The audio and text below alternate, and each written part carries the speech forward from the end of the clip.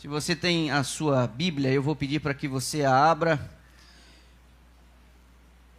na primeira carta de Paulo aos Coríntios, capítulo 10.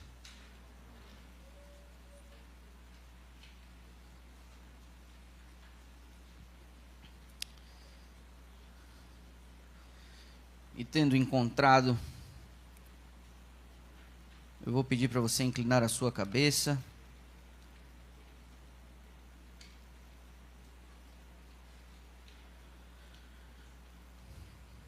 Querido Deus e amado Pai, que honra estarmos diante de Tua face santa nesta manhã, para ouvirmos a Tua palavra. Este é o Teu povo, a Tua igreja, Teu corpo na terra. São reconhecidos pelo Teu nome. Seu coração, nele Cristo habita, e nele o Teu Espírito reina. Mas como estamos enfermos, nós precisamos de uma renovação diária da Tua graça e da Tua misericórdia, para a gente ser o que a gente precisa ser, para a gente fazer o que a gente precisa fazer. E a Tua palavra nos impulsiona na direção correta, e neste momento nós a temos aberta no nosso colo. E pedimos, através de Tua graça e segundo as Tuas promessas, que o Senhor encha este lugar com a Tua presença. Que este recinto seja marcado pela descida do Deus Todo-Poderoso que decidiu habitar no meio do seu povo. E que ao deixarmos este recinto, tenhamos a clara certeza de que estivemos na presença do Deus Todo-Poderoso que nós invocamos agora. Fala com a tua igreja, a despeito dela e a despeito do mensageiro. Nós oramos não porque merecemos, Pai, mas porque nós precisamos, e Tu és um Pai cheio de misericórdia, que tem prazer em ouvir as nossas orações. Então, por favor, responde, desce, fala com a gente, nós te pedimos em nome de Jesus, o nosso Senhor. Amém. Versos 11 a 13, primeira carta de Paulo aos Coríntios, capítulo 10. Estas coisas aconteceram com eles para servir de exemplo e foram escritas como advertência a nós, para quem o fim dos tempos tem chegado.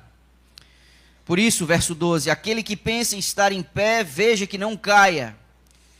E o verso 13 complementa, não sobreveio a vós nenhuma tentação que não fosse humana, mas Deus é fiel, e não permitirá que vocês sejam tentados além do que podem suportar. Pelo contrário, juntamente com a tentação, proverá livramento para que vocês a possam suportar. Meus irmãos, o apóstolo Paulo recupera aqui a memória da história do povo de Israel. E ele justifica a recapitulação que faz de parte dessa história ao dizer: estas coisas foram escritas para que a gente possa conseguir suportar o que está para vir. O apóstolo Paulo sugere neste capítulo que a gente precisa investigar a história do povo de Israel e aprender algumas das lições que eles nos deixaram. E eu espero ao longo dessa semana que a história desse povo sirva para nós como estímulo e advertência, para a gente poder suportar o que está vindo aí pela frente. Eu fiz uma pesquisa, não tão profunda, mas também não diria superficial, sobre algumas das tentativas da igreja ao longo dos últimos 130, 150 anos, de chamados que a igreja fez oficialmente através de sua liderança mundial para um reavivamento da piedade cristã, que segundo Ellen White é a nossa maior necessidade. Eu descobri que em 1924, um presidente chamado J.E. Fulton, ele fez um chamado à igreja e a conclamou. Isso fazia 9 anos que a serva do Senhor havia descido à sepultura, e ele fez um chamado à igreja a um reavivamento e uma reforma. Nas publicações oficiais da igreja, eu fui encontrar uma outra tentativa como essa, apenas na década de 70, em 1975, por Robert Pearson.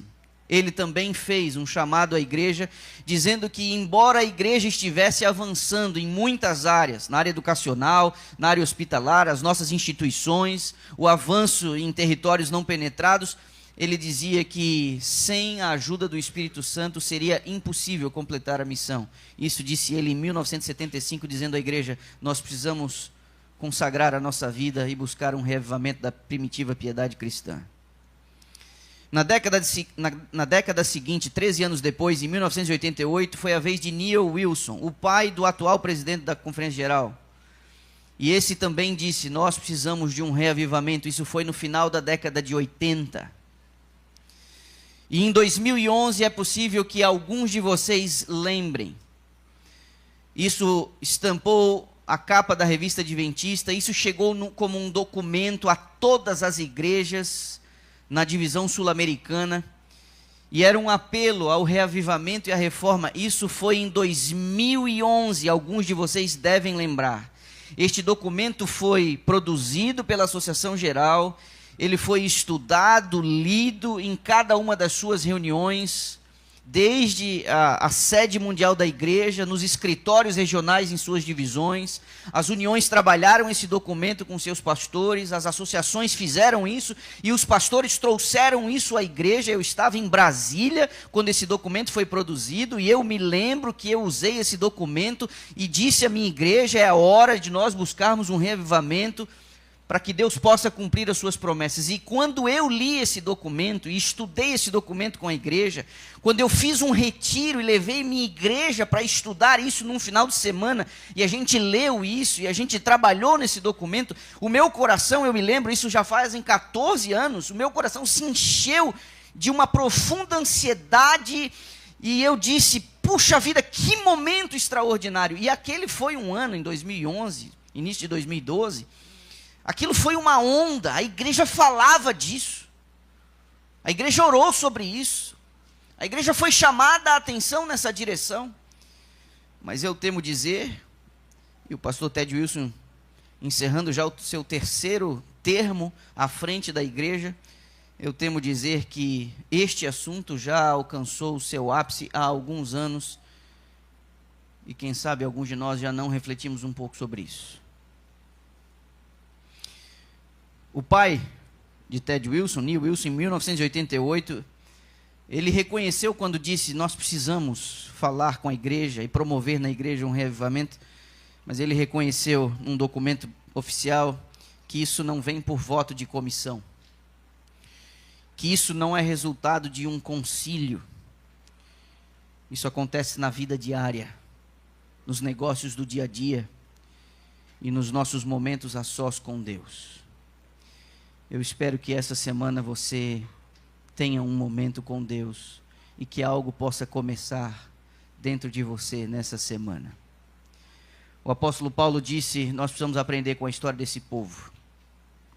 E eu quero levá-los nesta manhã a considerar um episódio que vai servir como um pano de fundo e vai servir como uma base para a nossa semana.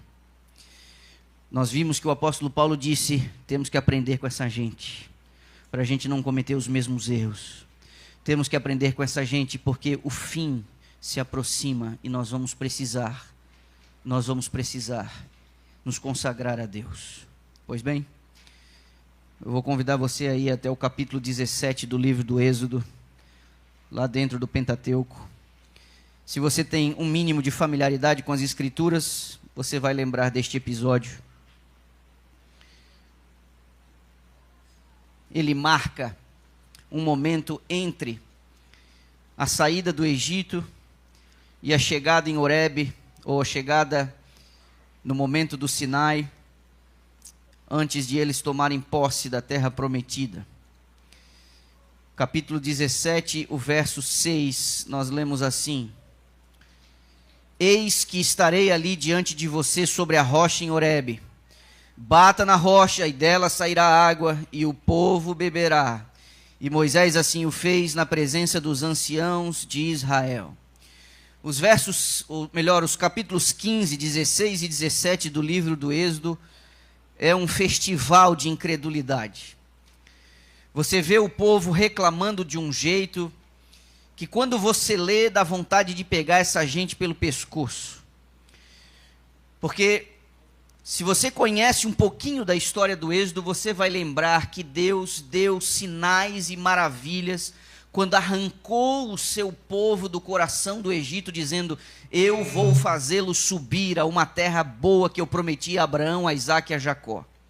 Quando Deus faz isso, Ele faz com requintes de majestade e glória, porque cada uma das pragas que foram arremessadas contra o Egito era um jeito de Deus dizer que não havia outro Deus igual a Ele, que tudo aquilo era uma loucura, todo aquele conjunto de divindades egípcias era uma completa insanidade. Cada uma das pragas atingia uma divindade egípcia, e Deus estava reorganizando a lógica lá, porque a lógica que imperava era a seguinte: se o Deus de vocês, que vocês dizem ser único, Criador dos céus e da terra, fosse de fato um Deus verdadeiro e poderoso, como vocês assim afirmam, por que vocês estariam na condição de escravos nos servindo?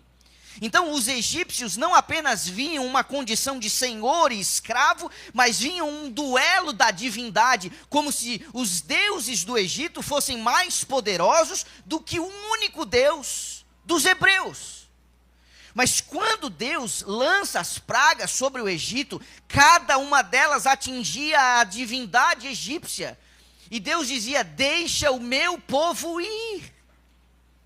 O Nilo, as rãs, os piolhos, as feridas, o gado, a saraivada, a claridade do sol, o fogo e, por último, a própria divindade na figura do faraó e do sucessor do trono. Foi uma surra. Deus estava dizendo: não há ninguém igual a mim. Eu dei um tempo na minha misericórdia, eu dei um tempo na minha longanimidade, mas agora é a hora de eu levar o meu povo para o lugar que eu prometi que seria a herança deles. Tudo isso aconteceu diante dos olhos daquele povo. Como se não bastasse, Deus os guia pelo caminho do deserto, e quando eles acampam diante do mar, não havendo nenhuma possibilidade ou rota de fuga, o exército do faraó enfurecido vem atrás, e o povo ali diz o seguinte: teria sido melhor se a gente não tivesse saído de lá, como se não houvessem sepulturas no Egito, você trouxe a gente para morrer aqui. Eles se desesperaram, e você deve lembrar que a coluna que os guiava e a nuvem se desloca para a retaguarda do acampamento, impedindo o avanço do exército, e diante dos olhos de todo aquele povo, o mar se abre como duas paredes, e eles cruzam aquele mar em terra seca. Tudo isso aconteceu diante dos olhos deles. A minha pergunta: depois de tais manifestações de poder, como é que eles dizem o que disseram aqui no capítulo 17? Eu li para você o verso 6, mas o verso anterior diz assim: está realmente o Senhor no meio de nós? Foi isso que eles disseram. Com a nuvem sobre a cabeça que os guiava e os conduzia. Depois de terem atravessado o mar e terem visto as pragas, eles disseram: está de fato o Senhor no meio de nós. Isso foi um ato de profunda incredulidade. E diante da falta de água, Deus orienta Moisés: bate na rocha. Meus irmãos, saíram de lá 600 mil homens adultos. Os números mais conservadores projetam que não menos de 2 milhões de pessoas estavam caminhando pelo deserto, saindo do Egito em direção a Canaã. Era muita gente. Então, quando você lê este episódio que saiu água da rocha, não ache que é uma daquelas bicas de beira de estrada, quando a gente está viajando a gente vê, e não. Foi muita água para atender milhões de pessoas, milhares de pessoas. Foi muita água, água em profusão. A água jorrou da rocha para atender todo aquele acampamento. Foi um ato extraordinário de Deus. E Deus disse a Moisés: dê ao povo, bata na rocha. Pois bem, eu vou pedir para que você agora dê um salto até João capítulo 7. Haviam 3 festas principais em Israel, que um bom judeu não poderia faltar. E em João capítulo 7 você vê a ida de Jesus a uma dessas festas. Havia toda uma expectativa em relação à ida de Jesus a Jerusalém naquele ano. Ele já era uma figura relativamente conhecida. As histórias dos seus milagres se multiplicavam. E havia na cidade uma expectativa traduzida numa pergunta: será que ele vem? Jesus manda os discípulos a Jerusalém na sua frente. E ele fica para trás e faz a caminhada sozinho. Faz a sua jornada sozinho. E ele chega em Jerusalém sem ser notado. Isso não era difícil. Você sabe que eles usam aquele talit, aquele pano sobre a cabeça. E facilmente uma pessoa, para se cobrir do calor ou do frio na sua caminhada naquele período, ele poderia colocar aquilo sobre a cabeça, deixando apenas os olhos ou parte do nariz para fora. Então Jesus faz essa caminhada até Jerusalém sem ser notado. Provavelmente ele acompanha algumas das caravanas, provavelmente ele ouve algumas das conversas nas estradas de acesso a Jerusalém, e ele chega em Jerusalém no último dia da festa, no momento mais importante da festa, e ele entra no pátio do templo também sem ser notado. E o que acontece está registrado no capítulo 7, eu vou chamar a sua atenção ao verso 37 e ao verso 38. No último dia, o grande dia da festa, Jesus se levantou e disse em voz alta: se alguém tem sede, venha a mim e beba. Quem crer em mim, como diz a Escritura, do seu interior fluirão rios de água viva. Olhe para mim, esta cerimônia, ela tinha o objetivo de levar à memória do povo este episódio em Horebe que nós lemos em Êxodo capítulo 17. Era uma cerimônia que se repetia a cada ano no calendário judaico, para que o povo entendesse que Deus os havia guiado no deserto em direção àquela terra que eles possuíam. E para se lembrar desta cerimônia, o sacerdote de plantão, ele fazia algumas coisas. E nesse horário do pôr do sol, os que estavam na escala de trabalho acendiam tochas que estavam afixadas nos limites do muro, no pátio dali do templo. Um muro de mármore branco e que refletia aquelas tochas que eram acesas. Estas tochas eram acesas num ato muito sublime, para lembrar daquela coluna de fogo que guiou o povo no deserto. Mas nesse momento, depois de acesas as tochas, o sacerdote de plantão, com um jarro de bronze, com água do tanque de Siloé, diante de toda a multidão no pátio do templo, ele derramava essa água num recipiente, que era utilizado ali no ofício diário, diante de toda a assembleia. Neste exato momento, quando toda a atenção do povo se volta para o episódio em Horebe, Jesus se dá a conhecer no meio daquela gente, e ele usa estas palavras aqui: se alguém tem sede, venha a mim e beba, e do seu interior fluirão rios de água viva. Jesus está atribuindo a si as prerrogativas do grande Yahweh, que havia sustentado o povo no caminho do deserto, e todo mundo sabia o que ele estava fazendo. A serva do Senhor diz que a divindade irradia de sua humanidade e ninguém ousa questionar as suas palavras. Pois bem, não deveria ser uma novidade para ninguém que estava ouvindo isso daqui. E eu vou pedir para você sair bem rapidinho. Marque essa página, nós vamos voltar nela agora. Mas eu vou pedir para você ir até o profeta Isaías, no capítulo 12. Marca aí João 7, mas eu vou pedir para você Isaías capítulo 12. E em Isaías capítulo 12, eu queria chamar a sua atenção ao verso 3, onde diz assim: com alegria vocês tirarão, que diz aí a tua Bíblia? Água, do quê? Das fontes da salvação. Vá até o capítulo 44 do mesmo profeta, por favor. Isaías 44, também o verso 3. Na minha versão, eu leio assim: porque derramarei, que diz aí? Água sobre quem? Sobre o chão sedento, e torrentes sobre a terra seca. Olha aqui, derramarei o quê? O meu espírito sobre a tua posteridade e a minha bênção sobre os teus descendentes. Agora, por favor, vou pedir para você dar um salto até 1 Coríntios capítulo 10. Lembra o primeiro texto dessa manhã? Você lembra que o apóstolo Paulo falou: a gente tem que aprender com a história daquele povo? Pois bem, repare, nós lemos os versos 11 a 13, agora eu vou convidar você a observar o verso 4 do capítulo 10, o mesmo capítulo 10.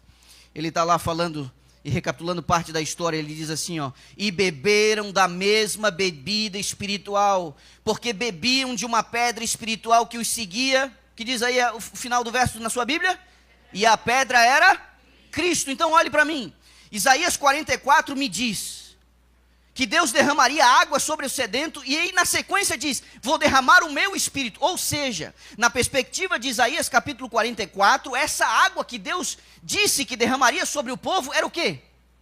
Era o quê? Era o Espírito Santo. E agora Paulo está dizendo que a pedra é quem? Que a pedra é Cristo. Então quando Cristo diz, agora volte a João capítulo 7, quando Cristo diz assim, derramarei ou melhor, quem tiver sede, quem quiser,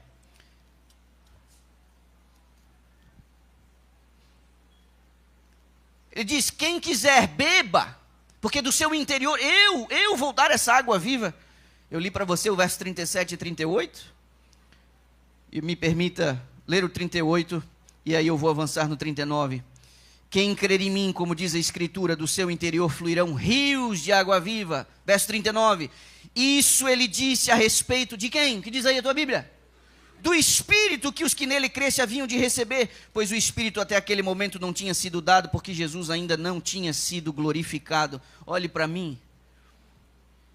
Os símbolos que são utilizados, a advertência de Paulo dizendo, aprenda com a história.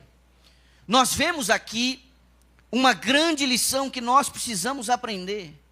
No episódio do deserto, que Paulo nos exorta dizendo assim, aprendam com eles, nós vemos uma lição para a igreja.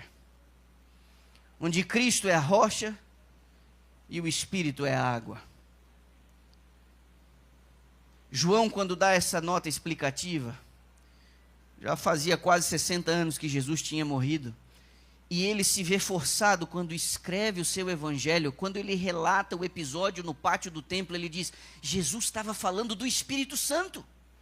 João dá uma explicação, ele não apenas narra o que aconteceu no pátio, mas ele dá uma explicação, ele estava falando do Espírito Santo, porque o Espírito Santo até aquele momento não havia sido dado. Não que o Espírito Santo não agisse, mas era uma força represada. Mas aí João diz assim, porque até aquele momento Jesus não tinha sido glorificado. E a minha pergunta para você é, em que momento Jesus foi glorificado? Ele disse em algum momento que ele glorificaria o seu Pai. E ele glorificou o seu Pai na cruz do Calvário. O que acontece aqui, meus irmãos? Primeiro a rocha é ferida, depois a água jorra. Primeiro Cristo precisou ser ferido, para que depois Deus o Pai pudesse derramar sobre a sua igreja o Espírito Santo com uma força jamais testemunhada. O episódio em Horebe traduz uma realidade muito superior a apenas aquele episódio em Horebe.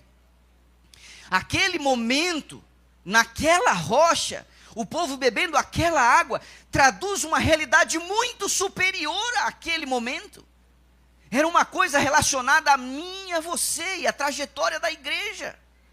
Sabe por quê? Eles foram libertados do cativeiro egípcio. Mas eu faço aqui uma pergunta e a resposta é óbvia. Quando eles foram libertados do cativeiro egípcio, eles entraram automaticamente na terra prometida? Responda para mim. Entraram automaticamente na terra prometida? Não. Responde para mim, o que havia entre a saída do Egito e a terra prometida? Diga para mim, o que havia lá? Havia um deserto. Você já aceitou Jesus como seu salvador pessoal? Ele já quebrou as correntes do pecado que aprisionavam você? Ele olhou para o seu coração depois que você decidiu, eu entrego a minha vida ao Senhor. Ele tomou você como propriedade dele. Você pertence a Jesus, salvo pela graça e a justiça de Jesus. Isso já aconteceu com você? Sim ou não? Minha pergunta, você já habita na terra prometida? Ou você, como eu, está aguardando o momento em que Ele vai nos levar para casa? Pergunta, o que há entre o dia em que você foi libertado das cadeias e do cativeiro do pecado e o dia que você vai receber a herança entrando na terra prometida? O que há no meio desse teu caminho aí? E por que cargas d'água? qual a razão, qual o motivo de alguns de nós estarmos tentando sair pelo meio do deserto em direção à terra prometida sem água? Por que alguns de nós estamos nos enganando, achando que a gente vai conseguir chegar no nosso destino final sem água? Sabe o que acontece com uma pessoa desidratada?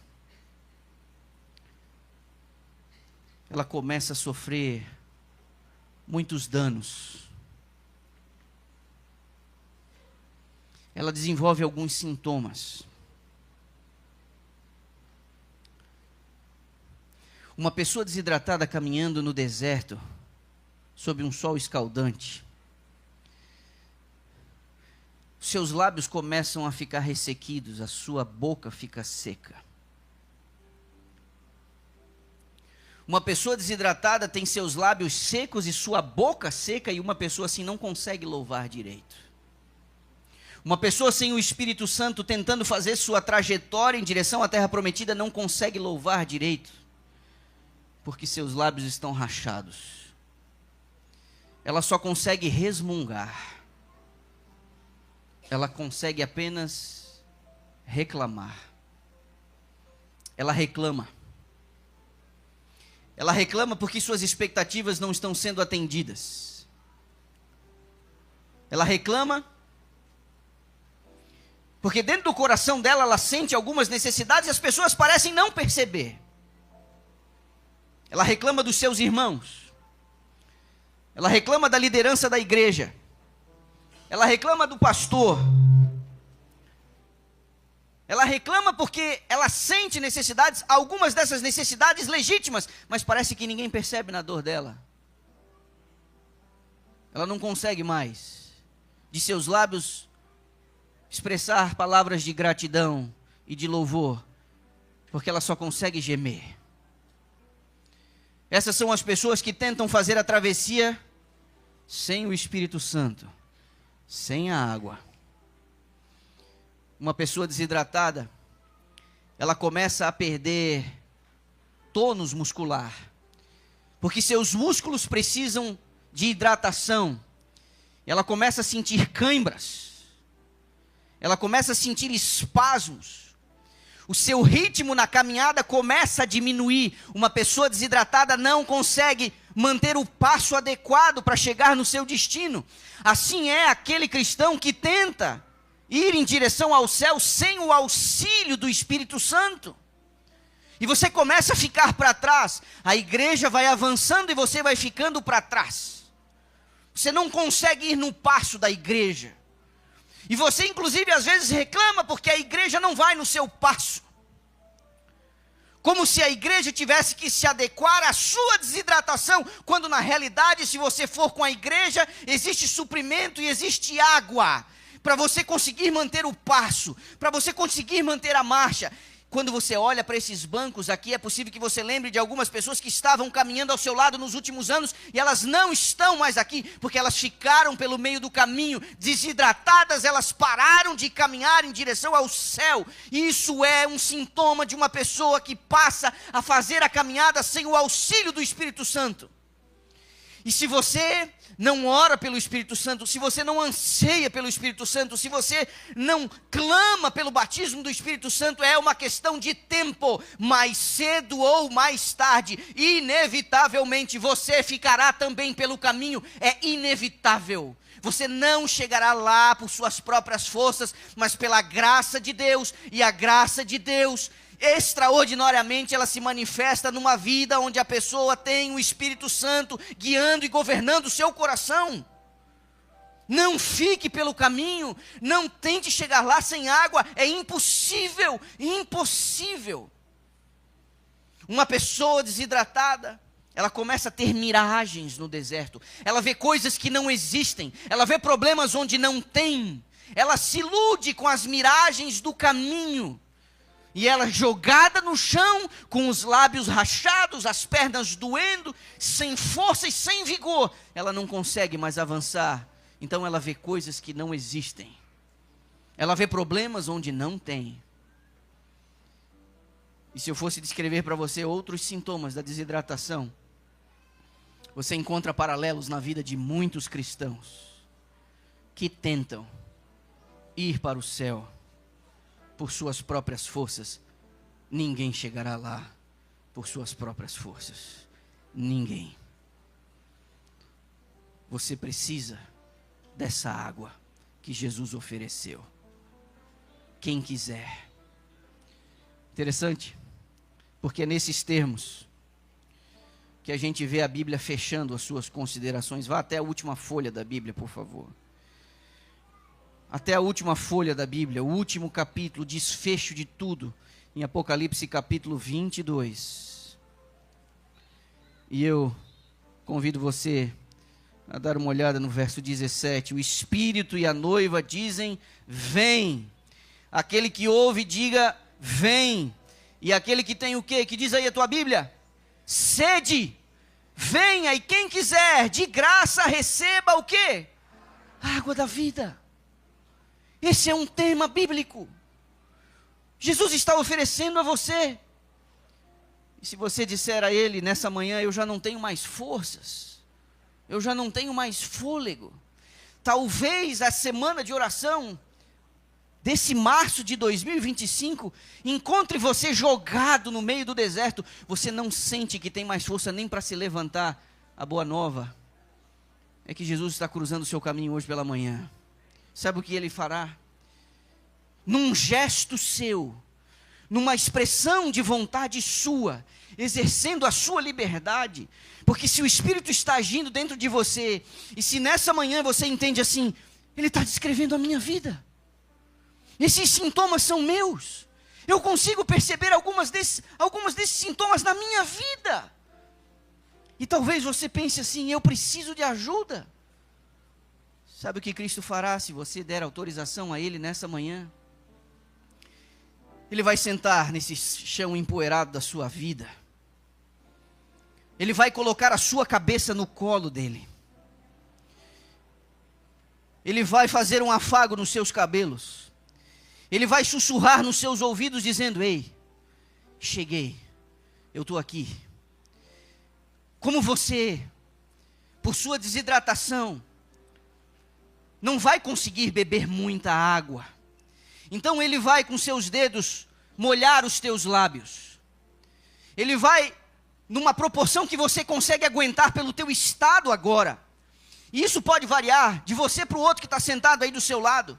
Os graus de desidratação podem ser diferentes. Então, baseado na tua experiência, assim Ele fará. E tem gente tão desidratada, tem gente tão desfalecida, que não vai poder aguentar essa semana mais do que poucas gotas. Então Ele vai molhar a ponta dos seus dedos, e Ele vai umedecer os teus lábios, Ele vai colocar um pouco de água na sua língua, quem sabe com o seu cântaro, Ele vai colocar um pouco de água para você fazer um bochecho, isso vai lhe trazer um pouco de esperança.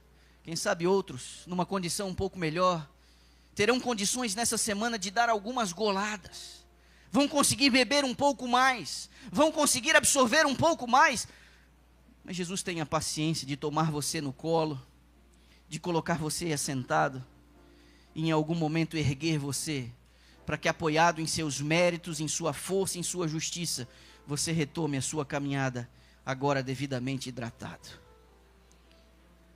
Nossa maior necessidade é o Espírito Santo, e a travessia do remanescente, entre a saída do Egito e a chegada na terra prometida, ela só se dá pelo auxílio e pela força do Espírito Santo.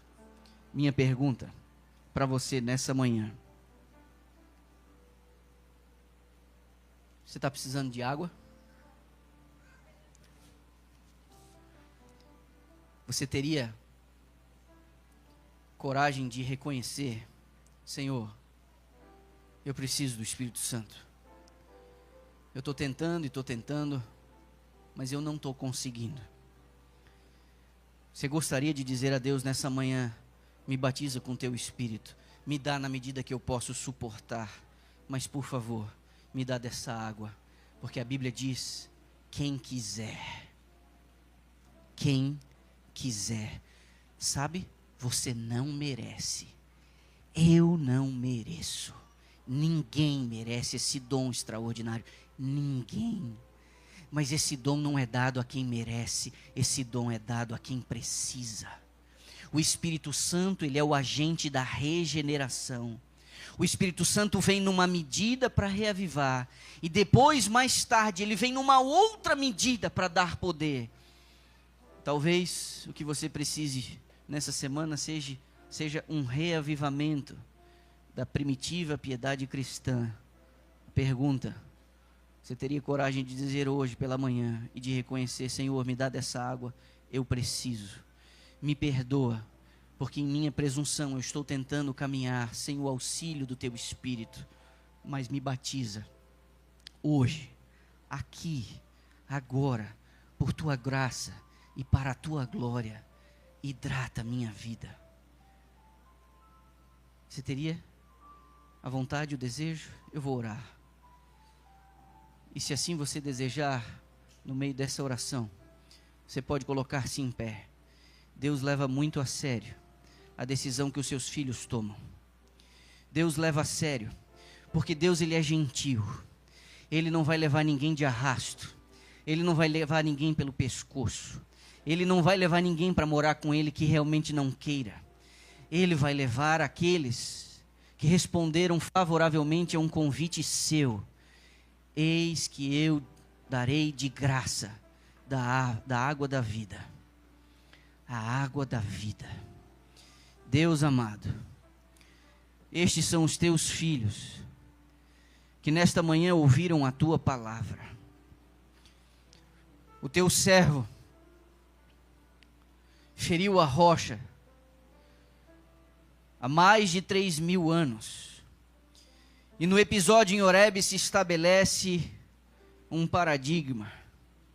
Não fosse Cristo ter sido ferido, não fosse sua carne ter sido rasgada, e ele ter adquirido com seu próprio sangue, o Espírito Santo não poderia ter sido dado à igreja, tal qual ele foi dado. Jesus comprou o direito de derramar sobre a igreja o Espírito Santo nessa intensidade. Ele adquiriu esse direito através do seu mérito, da sua justiça e do seu sangue. Como nós nos atrevemos a apreciar esse dom de maneira tão desleixada?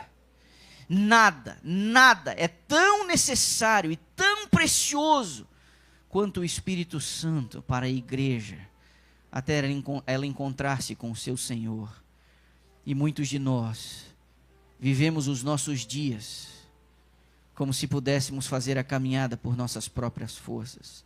Quantos de nós deixamos de orar pelo Espírito Santo? Quantos de nós não oramos pelo batismo do Espírito Santo? Não refletimos em sua obra e não sentimos a necessidade dele em nosso coração? Deus nos perdoa. O Senhor chamou a nossa atenção na manhã deste dia. E parte dos teus filhos está aqui em pé. Honra, por favor, Pai, a decisão deles. E desça em profusão. Que Jesus Cristo, através de seus méritos, faça jorrar o seu Espírito sobre a igreja da Boa Viagem nessa manhã. Para a tua glória, Pai. Para a tua glória. Encha-nos com o teu Espírito e usa-nos para a tua glória. Nós oramos em nome de Jesus, o nosso Senhor. Amém.